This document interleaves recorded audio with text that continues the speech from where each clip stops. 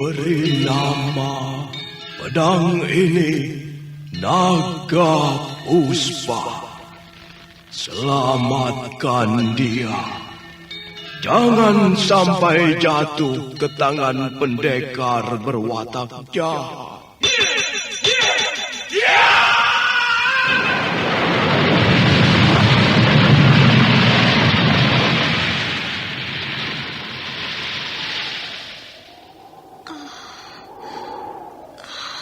Kakang Kamandanu, kau masih juga tidak percaya bahwa aku mencintaimu. Meisin, maafkan aku, Meisin. Meisin. Meisin!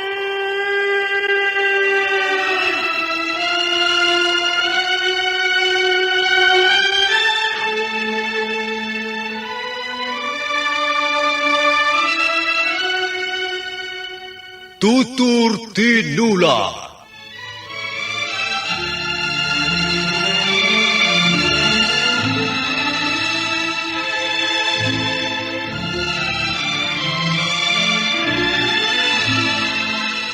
Sebuah sandiwara radio serial, produksi Sanggar Cerita dan Teater Sanggar Prativi.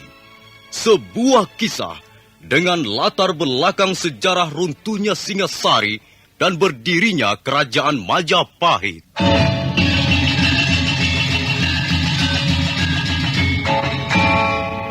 Sandiwara ini didukung oleh pemain-pemain radio yang sudah ternama. Ferry Fadli, Ivone Rose, dan Eli Ermawati.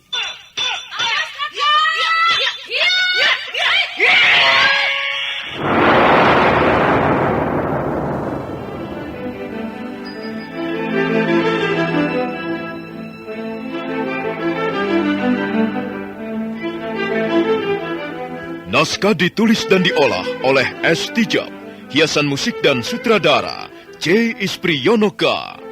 Kali ini mengetengahkan episode ke-24 dengan judul Mendung Bergulung di Atas Majapahit.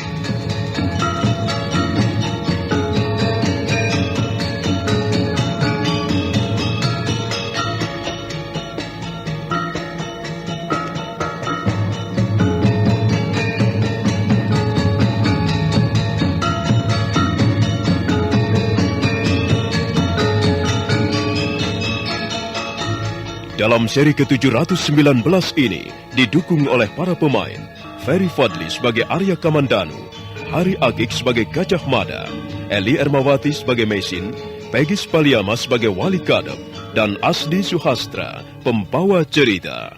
Selamat menikmati. Sandiwara Radio ini masih Anda dengarkan di channel YouTube Satria Collection.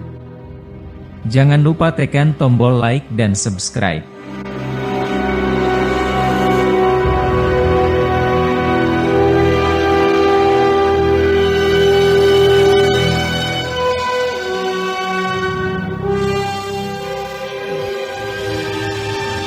Pagi tiba dengan cerahnya. Cahaya matahari masih malu-malu menembus sela-sela dedaunan pohon hutan. Kicau burung terdengar bercengkrama ria, lincah melompat dari dahan ke dahan. Hewan-hewan penghuni rimba mulai menyuarakan kebolehannya. Arya Kamandanu terbangun oleh semilir angin yang mengalir masuk melalui mulut goa. Angin pagi yang sejuk dan dingin menyapanya ramah. Sudah pagi rupanya. Aku tidur nyenyak sekali. Semalam aku seperti melihat wujud Sakawuni. Dia menghampiri bayinya, lalu membelai dan menciumnya. Aku masih ingat benar apa yang dikatakannya dalam perjumpaan semalam. Ya, dia ingin datang apabila kerinduan selalu menggayuti hatinya. Wuni, aku tidak akan menduakan cintamu. Jangan khawatir, Wuni. Kau tenang-tenang sajalah di alammu.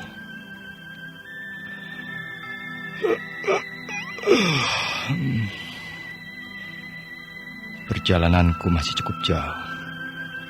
Sesudah makan dengan bekal yang kubawa dari Majapahit, aku harus segera meneruskan perjalananku. Ya, aku tak boleh main-main dengan waktu. Aku harus secepatnya tiba di Gunung Arjuna. Oh, kasihan kau, Nak. Seharusnya belum saatnya kau kubawa berjalan-jalan sejauh ini. Arya Kamandanu menatap wajah putranya dengan penuh kasih. Ada rasa iba mengalir dalam dadanya. Betapa tidak, sebetulnya bayi sekecil itu masih berada dalam dekapan hangat dada ibunya. Tapi sekarang, dia justru ikut berpetualang dengan ayahnya. Arya Kamandanu lalu membuka bekal bawaannya. Dia makan pagi untuk sekedar sarapan. Setelah makan secukupnya, dikemasi barang-barangnya, lalu mulai melanjutkan perjalanan. Bayinya didekap erat-erat.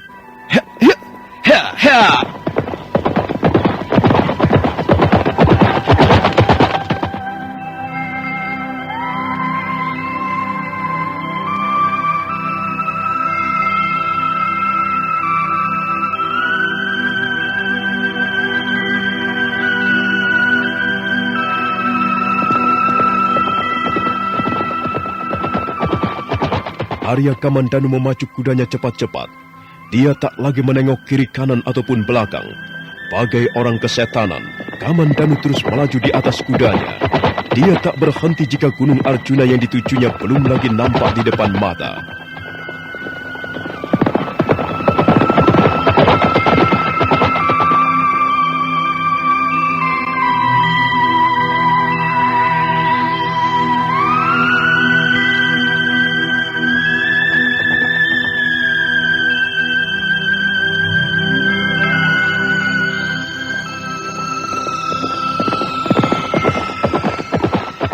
Kamandanu semakin bersemangat melarikan kudanya. Dia tak ingin kemalaman di perjalanan, dan kuda berlari semakin cepat sebagaimana dikehendaki tuannya. Tak lama kemudian, setelah melewati sebuah tikungan, Arya Kamandanu dapat melihat puncak Gunung Arjuna.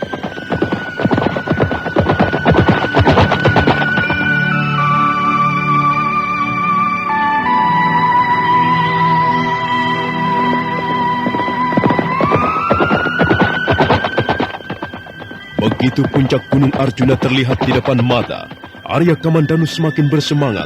Dia pacu kudanya lebih cepat lagi. Akhirnya sampailah dia ke tempat yang dituju.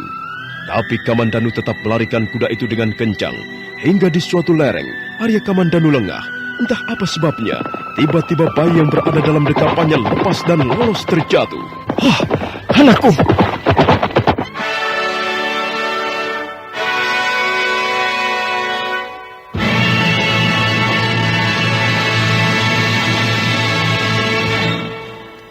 Arya Kamandanu menghentikan lari kudanya. Dia melompat turun dari kuda. Kakinya segera berlari menuruni tebing di lereng Gunung Arjuna. Dia berlari tak sabaran. Hatinya berdegup was-was. Bayi itu terjatuh masuk ke dalam jurang yang dalam. Kamandanu bagaikan orang kesetanan lari menuruni lereng jurang itu. Dan setibanya di dasar jurang, Arya Kamandanu terkejut. Bayinya berada dalam pangkuan seorang lelaki bertubuh tegap dan berwibawa. Hah, anakku!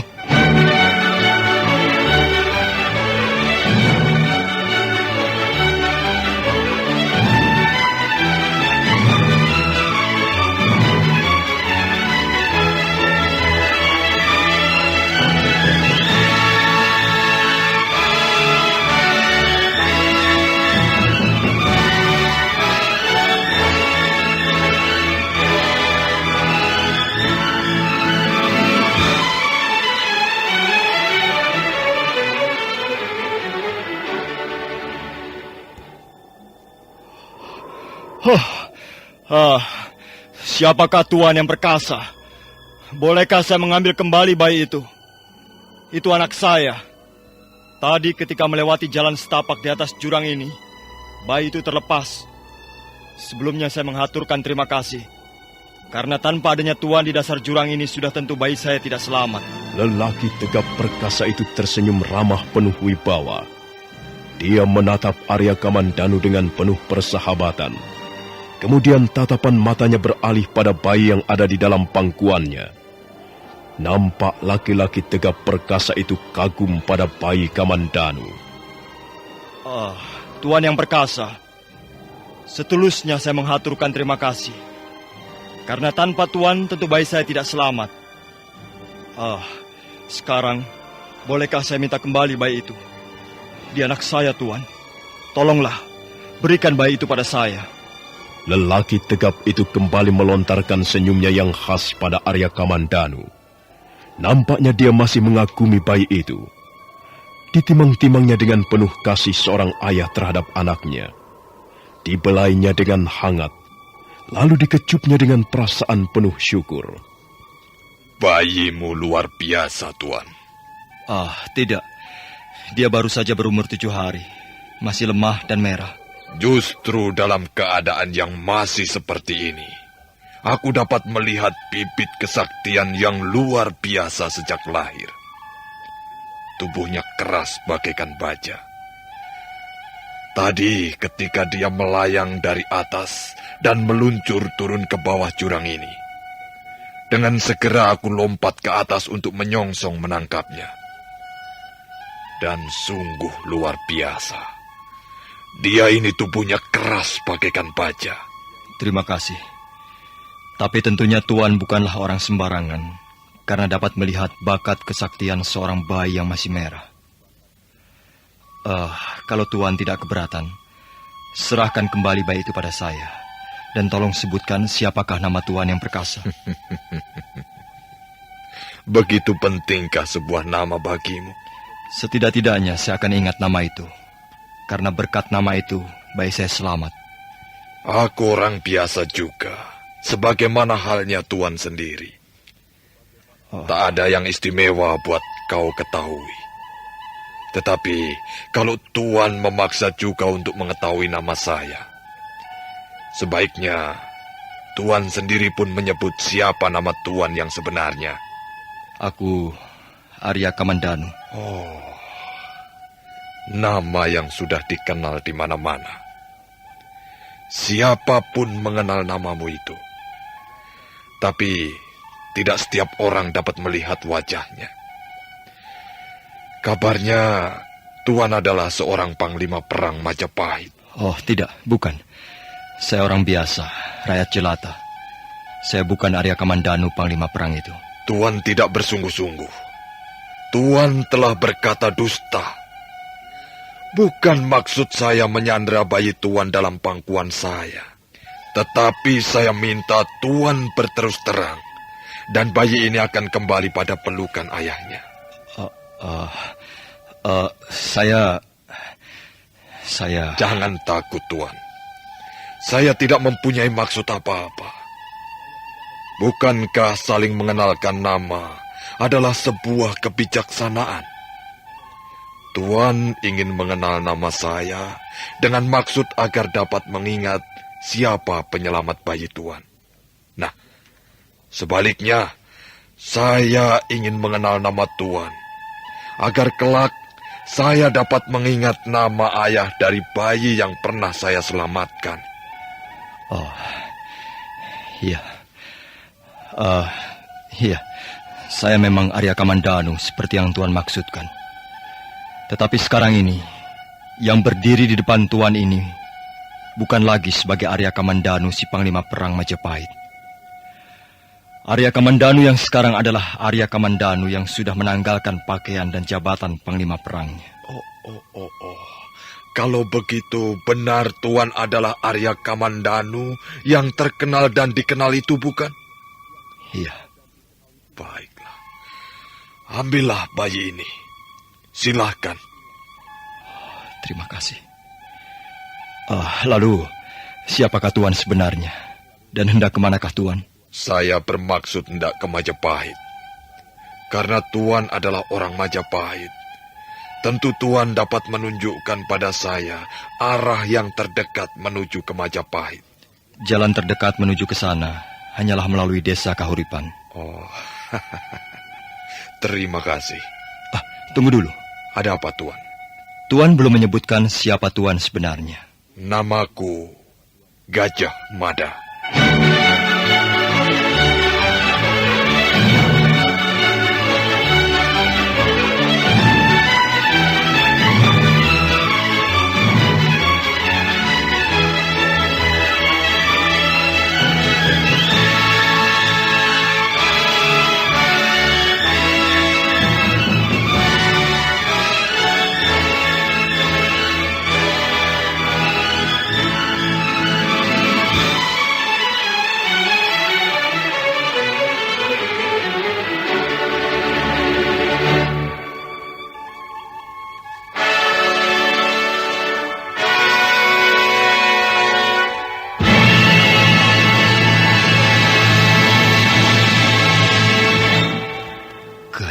Mada.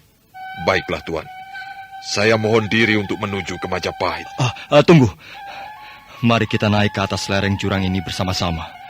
Bukankah kuda Tuan ditambatkan di atas? Iya. Kuda saya ditambatkan di atas jurang ini. Tuan tidak keberatan, bukan? Kita berjalan bersama-sama. Tidak. Justru saya bangga dapat berjalan bersama dengan Tuan Arya Kamandanu. Keduanya kemudian berjalan bersama menaiki lereng jurang itu. Dalam perkenalan singkat itu, di dalam perjalanan mendaki lereng jurang, keduanya tampak akrab benar. Arya Kamandanu mengisahkan tentang Majapahit yang dulu dengan Majapahit yang sekarang. Dia pun memberitahu bahwa Majapahit tidak lagi diperintah oleh Gusti Prabu Sanggramawijaya, melainkan telah digantikan oleh putranya, Pangeran Jayanegara. Gusti Prabu Kertarajasa Jayawardana telah mangkat. Mendengar penuturan kisah itu, Gajah Mada merasa senang karena mengetahui perkembangan tentang tempat yang sedang ditujunya.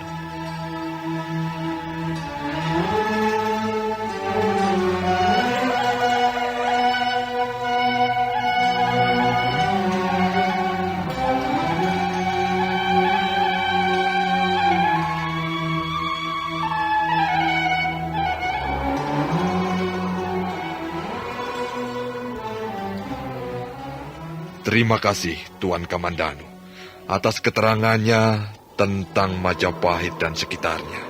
Saya pun mengucapkan terima kasih pada Tuan Gajah Mada. Karena tanpa Tuan, anak saya entah bagaimana nasibnya. Kita seperti sudah ditakdirkan untuk bertemu, Tuan Kamandanu. Iya, saya sendiri hampir tidak percaya kalau dalam pertemuan sesingkat ini telah melahirkan persaudaraan yang akrab dan hangat. Baiklah, Tuan Kamandanu. Saya mohon diri. Semoga kita dapat bertemu kembali. Sekali lagi, saya mengucapkan banyak terima kasih atas keterangan tentang Majapahit dan situasinya. Kalau saya tidak bertemu Tuan Kamandanu, tentu saya tidak mengerti apa-apa tentang tempat yang akan saya tuju. Semoga para dewa memberkati perjalanan Tuan Gajah Mada. Lewatlah desa Kahuripan, Tuan. Baik, terima kasih, Tuan.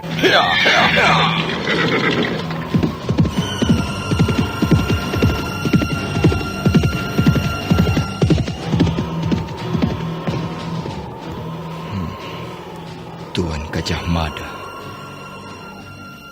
Tuan berbawanya besar sekali. Ada sesuatu yang memancar pada wajah Tuan. Ada kekuatan yang tersimpan di balik pribadi Tuan. Semoga saja dengan kehadiran Tuan Gajah Mada, Majapahit akan mengalami masa kejayaan yang paling luhur di bumi Nuswantara ini. Semoga saja Tuan adalah orang yang dikirim para dewa untuk membenahi Majapahit.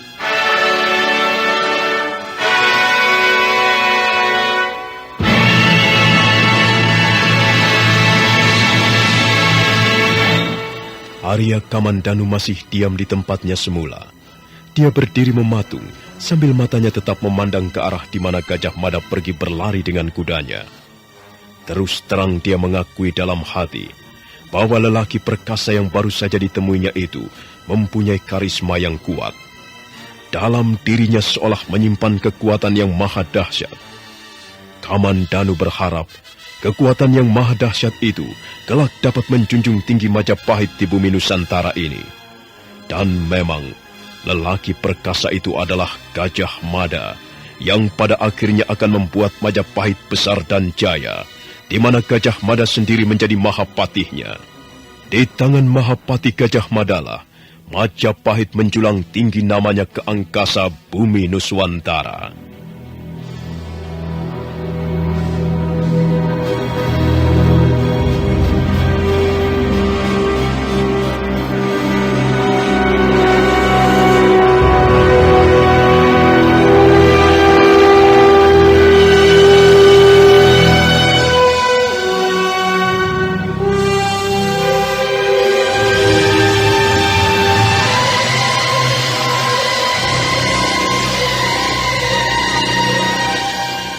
Kita tinggalkan Arya Kamandanu yang masih terkesima oleh pertemuannya dengan Gajah Mada, lelaki perkasa yang penuh perbawa dan karisma, di mana kelak lelaki itu akan menjadi Mahapatih Gajah Mada dan membawa Majapahit ke tingkat yang paling luhur.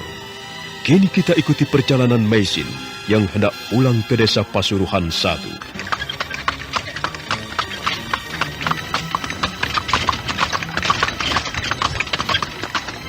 Wajah Maisin masih nampak murung. Kesedihannya belum juga pupus. Dia sudah cukup menderita selama ini. Tapi peristiwa demi peristiwa yang baru-baru ini terjadi semakin membuat hatinya pedih. Pertemuannya kembali dengan Arya Kamandanu di Majapahit, kegagalannya mengobati Gusti Prabu Sanggramawijaya, dan ketidakberhasilannya menolong Sakawuni. Terakhir adalah pertemuan yang baru saja terjadi di tapal batas kota Raja Majapahit.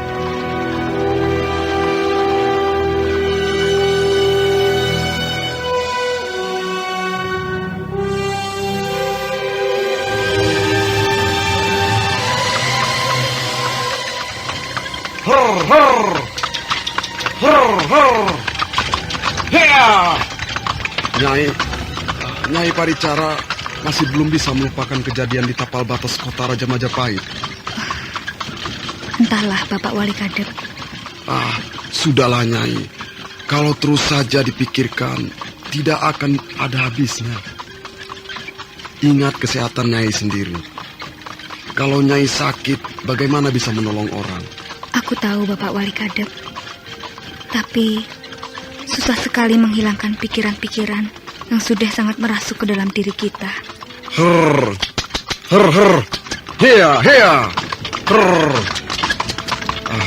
Hidup ini kan apa adanya, Nyai. Kalau adanya begitu, ya begitulah. Buat apa dipikirkan lagi? Kecuali memang kita mampu dan memungkinkan untuk merubahnya. Bapak Wali Kadep benar. Manusia memang tidak perlu neko-neko. Apa adanya, itulah yang bijaksana. Tapi kejadian-kejadian yang belakangan ini kita alami sangat memukul diriku. Saya bisa merasakan apa yang Nyai rasakan. Seandainya saya menjadi Nyai. Memang, kegagalan itu sangat menyakitkan. Contohnya saja, kegagalan saya untuk mendapatkan daun seligi putih. Wah, saya benar-benar ingin bunuh diri saja rasanya.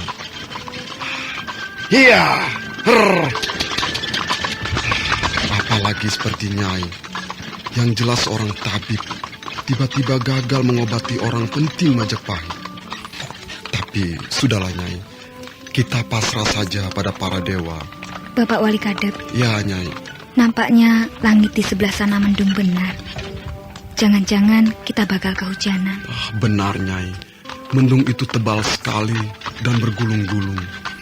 Tapi atap penutup kereta ini cukup untuk berlindung, Nyai. Sudah lama tidak turun hujan. Mungkin hujan yang akan datang ini cukup besar, Bapak Wali Kadep. Wah, kalau hujannya besar, saya kira atap kereta ini kurang dapat melindungi badan kita seluruhnya, Nyai. Iya, sudahlah. Tidak apa-apa. Kita memang kadang tidak mengerti. Dikasih hujan, takut. Tidak hujan, mengeluh. Kita terus saja ke Pasuruhan 1, Nyai. Iya, tidak perlu mampir-mampir ke desa lain. Kecuali memang ada yang benar-benar membutuhkan pertolongan. Baik, Nyai. Hiya! Hiya!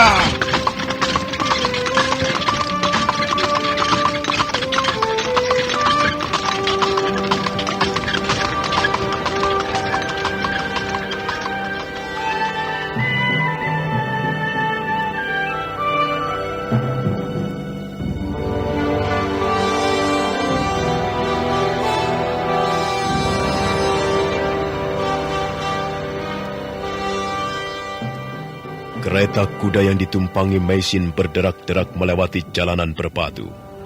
Wali Kadep mengendalikannya bersungguh-sungguh agar cepat sampai ke Pasuruhan 1. Sementara itu, di lereng Gunung Arjuna, nampak Kamandanu masih terkesima oleh pertemuannya dengan lelaki perkasa bernama Gajah Mada yang baru saja ditemuinya.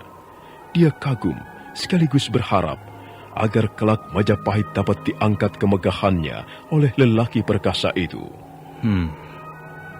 Gajah Mada. Semoga Tuan dapat mengangkat Majapahit ke jenjang yang lebih tinggi dan luhur kelak. Saya berharap pada Tuan. Dan semoga kedatangan Tuan ke Majapahit adalah berkat utusan para dewa.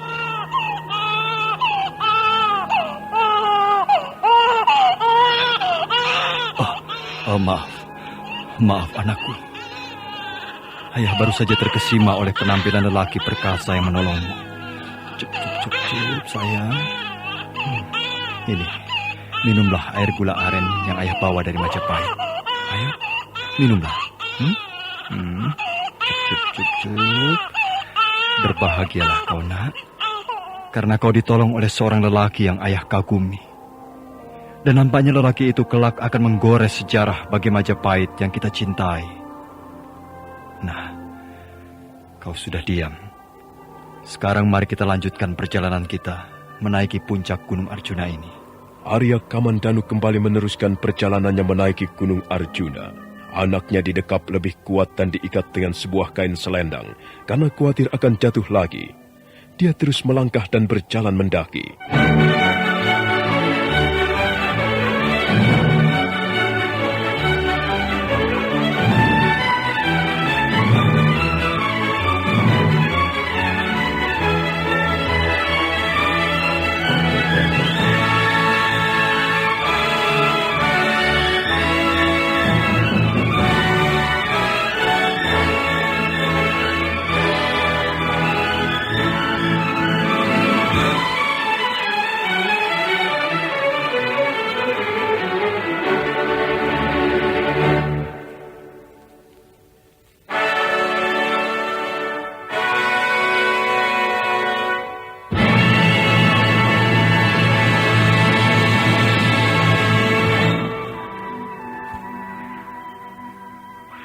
Dari kaki gunung di mana anaknya jatuh ke dalam jurang, kini Kamandanu telah memasuki hutan lebat di bagian punggung Gunung Arjuna.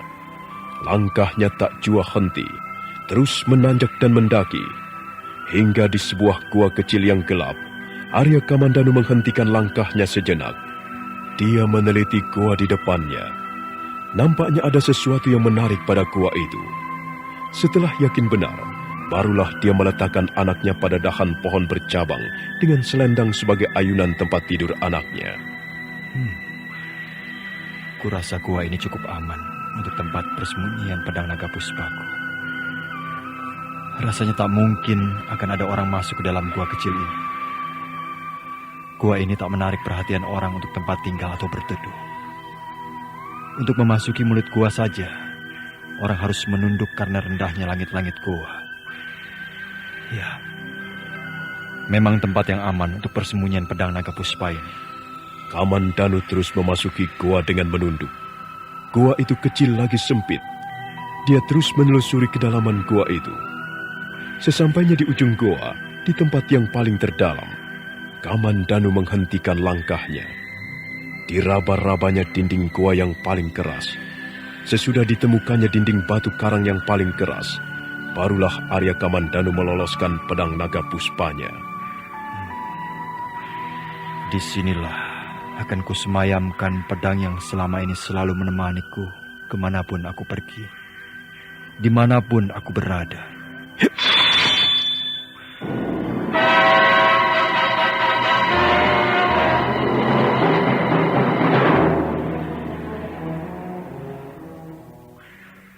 Pedang naga puspa dicabut.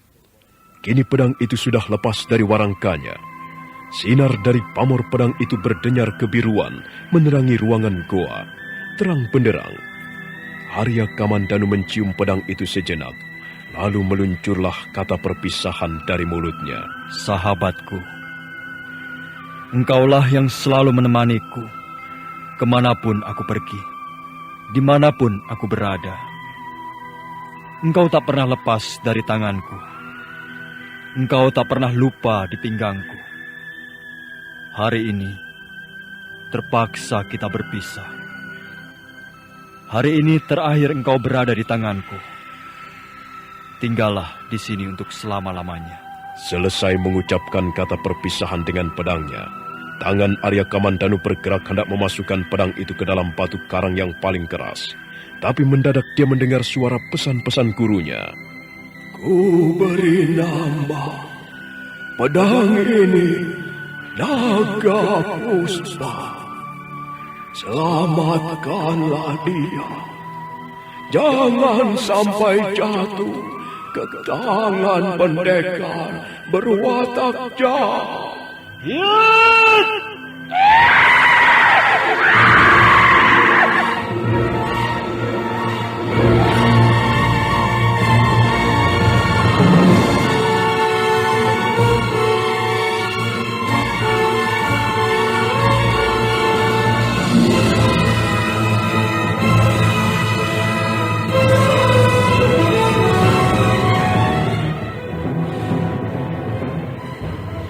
Serentak pedang Naga Puspa menyeruak masuk menusuk batu yang paling keras di dinding gua itu.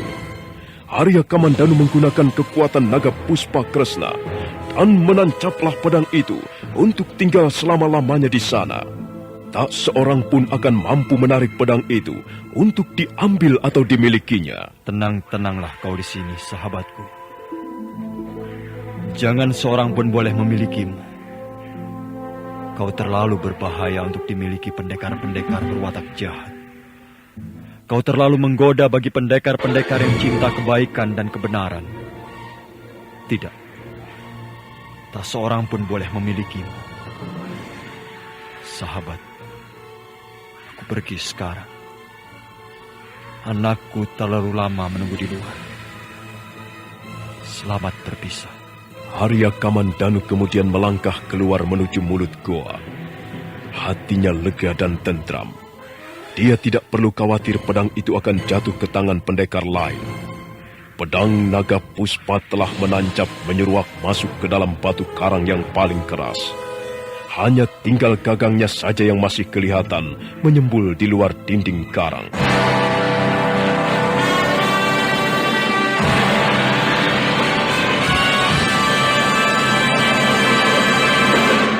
Arya Kamandanu tiba kembali di luar gua. Dia segera mendapatkan anaknya masih tertidur di ayunan selendang yang dibuatnya pada sebuah dahan pohon bercabang. Diamatinya wajah anaknya, diciumnya keningnya, lalu pipi kiri dan kanan. Kamandanu tersenyum bangga pada anaknya. Anakku,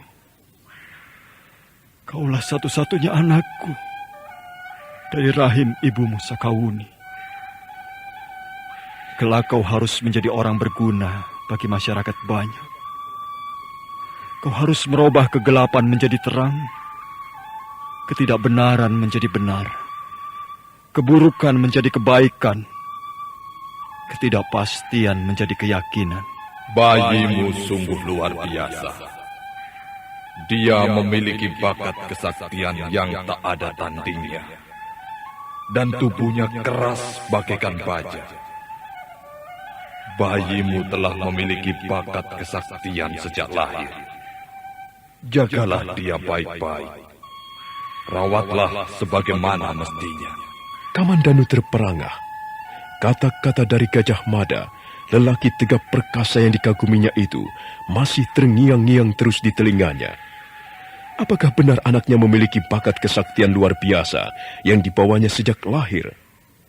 Antara percaya dan tidak, Arya Kamandanu masih mendengar ucapan itu di telinganya. Baiklah anakku. Mari kita lanjutkan perjalanan kita mendaki puncak gunung ini. Aku akan mengasuhmu di sana. Aku akan merawatmu dalam ketenangan dan kedamaian alam ini. Alam adalah pemberian Sang Hyang Widi pada kita. Maka selayaknya bila kita menikmatinya dengan penuh kedamaian. Antara kita dan alam harus menyatu, anakku. Sebab alam yang ada di luar diri kita, dia ada juga di dalam diri kita. Jadi, alam di luar dan alam di dalam adalah satu.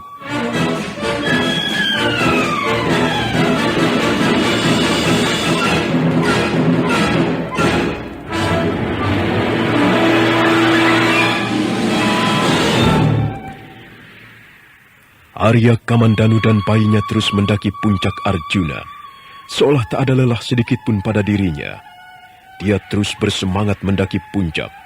Dia mendambakan hidup damai di sana, penuh ketenangan dan ketentraman, dekat pada Sang Pencipta dan ciptaannya. Anakku, di puncak sana nanti akan ada kedamaian dan ketentraman, ketenangan dan keindahan. Tak ada lagi kebisingan, tak ada lagi kemunafikan, tak ada kesombongan dan kecongkakan. Di sana nanti akan jauh dari segala macam fitnah yang keji, penderitaan yang pedih dan nyeri. Sudah tidak sabar lagi rupanya. Baiklah. Mari kita teruskan langkah kita. Tadi ayah cuma ingin menarik nafas sejenak. Tapi rupanya kau sudah mulai belajar tidak sabaran untuk menikmati keindahan dan kedamaian. Ayo kita lanjutkan, anakku. Tetapi kau harus diam, ya. Jangan belajar cengeng. Nah, begitu kan lebih baik. Lakukanlah segala sesuatu itu dengan baik dan tanpa suara.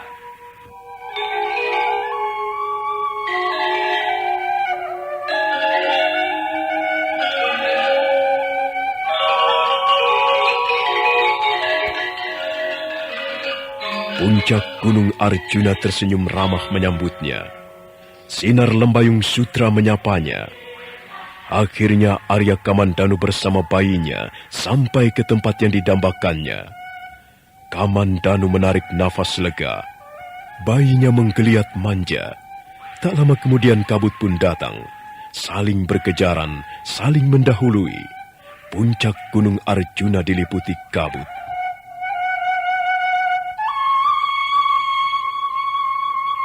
Dan di sana, di atas puncak Gunung Arjuna, kabut yang tebal telah menutupi dan menyembunyikan tokoh ternama. Seorang tokoh yang cinta akan kebijaksanaan, kejujuran dan kebenaran.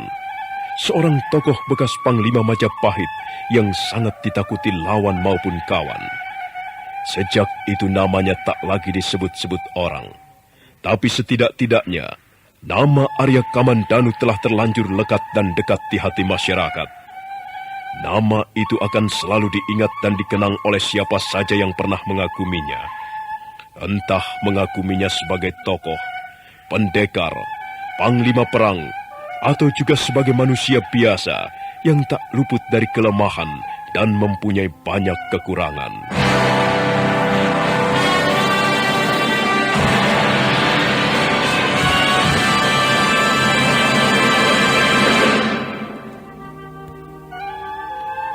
Kita tinggalkan Arya Kamandanu dengan segala kenangan yang melekat pada dirinya. Kini kita berpindah pada sosok seorang peminta-minta berpakaian compang-camping tidak karuan. Langkahnya lunglai dan tersaruk-saruk. Kadang kakinya terantuk batu, akar menjalar, ataupun lubang kecil di hadapannya.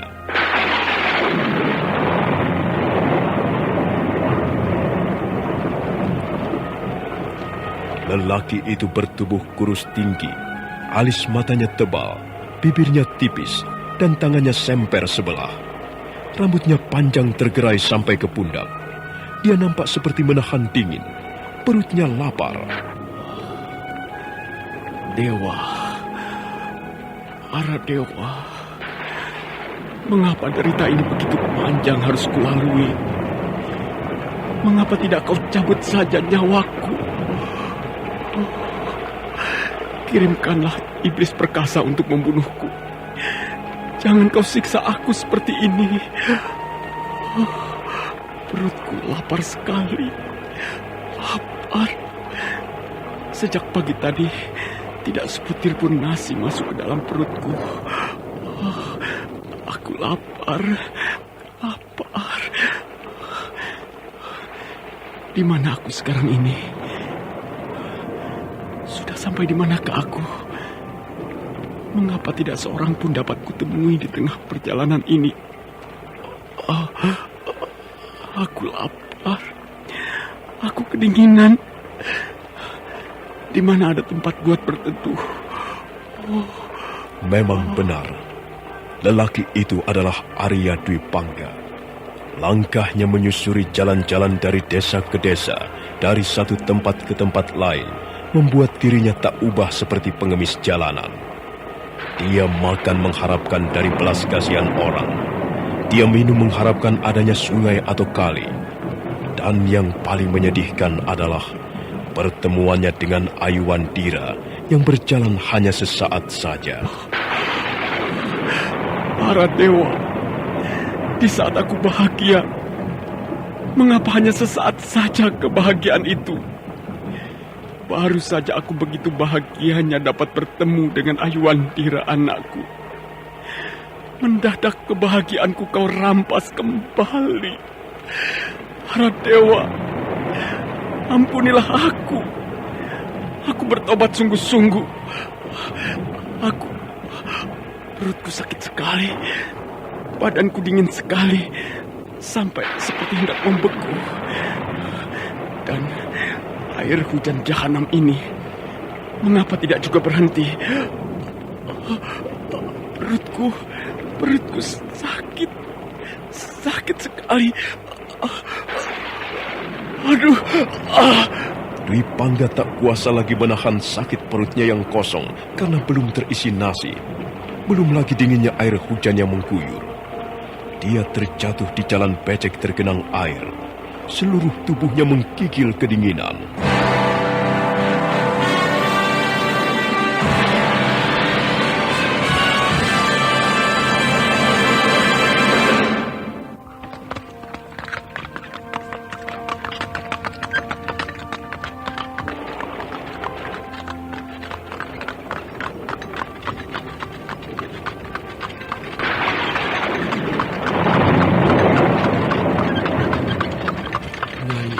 Hujannya deras sekali.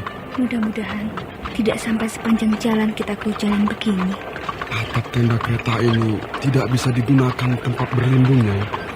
Pastilah tubuh Nyai sebagian basah. Tidak apa Bapak Wali Kadep, hanya sedikit kok. Biarpun sedikit, Nyai. Tapi kalau terus-menerus kehujanan seperti ini, pasti sebelum sampai ke Pasuruan 1, kita akan basah kuyup, Nyai. Tidak apa-apa.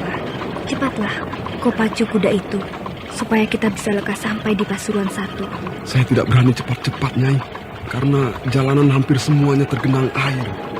Kalau ada lubang, kita tidak bisa melihatnya, Nyai.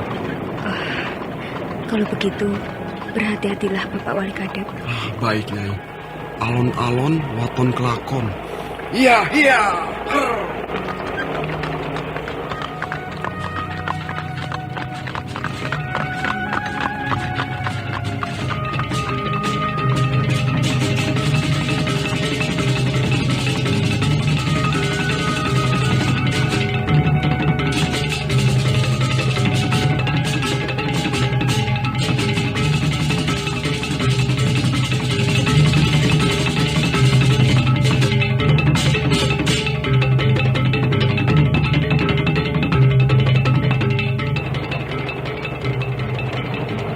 Mesin dan Wali Kadep ditimpa hujan sepanjang perjalanannya menuju desa Pasuruan 1.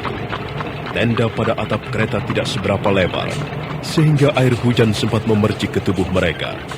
Tenda atap kereta itu hanya sebagian saja yang bisa menutupi, sedang bagian belakang masih membuka lebar. Ketika mereka tengah disibuki oleh air hujan yang tampias ke tubuh mereka, tiba-tiba Wali Kadep berseru tertahan. Oh, Nyai, apa yang terbujur di tengah jalan itu? Nampak sesosok tubuh manusia, Bapak Wali Kadep. Untung saya melihatnya, Nyai. Kalau tidak, tentu sudah tergilas oleh roda kereta kita. Pelan-pelan, Bapak Wali Kadep. Kita hampiri tubuh itu. Sepertinya orang itu tengah pingsan. Kasihan dia. Kehujanan dan tubuhnya terkena air. Ayo, hampiri dia. Baik, Nyai. Iya, iya, iya.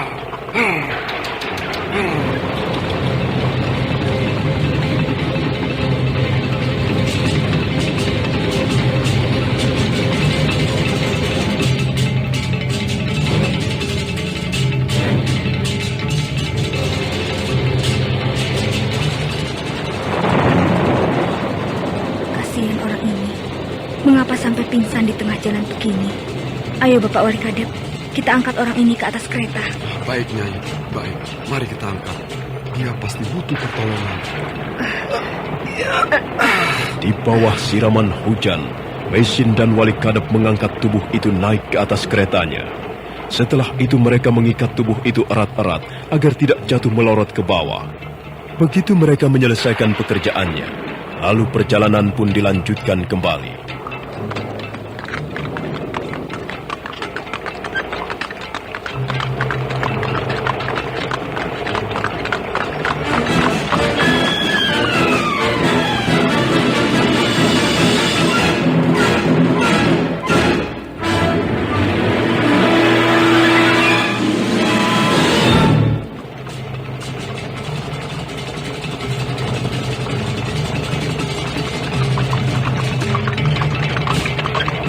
Hujan semakin deras bagai dimuntahkan dari langit. Langit gelap, pohon-pohon basah, jalanan tergenang air. Alam bagaikan sedang murka. Halilintar menyambar. Jika alam sedang murka, manusia seolah-olah tak ada artinya. Sandiwara Radio ini masih Anda dengarkan di channel YouTube Satria Collection. Jangan lupa tekan tombol like dan subscribe.